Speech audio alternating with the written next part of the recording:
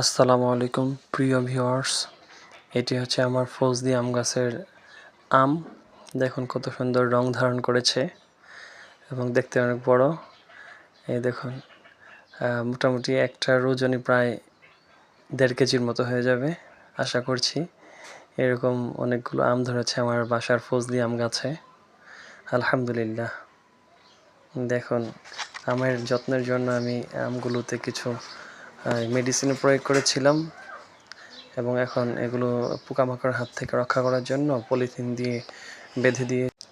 এগুলো banana mango, কলার মতো লম্বা লম্বা বিধায় এগুলোর নাম ব্যানানা ম্যাঙ্গো।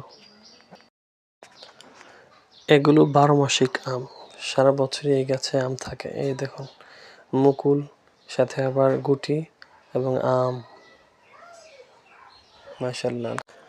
এগুলো আম্রপালি জাতের আম। গাছটি অনেক বড়, অনেক বয়স্ক পুরনো গাছ, আলহামদুলিল্লাহ।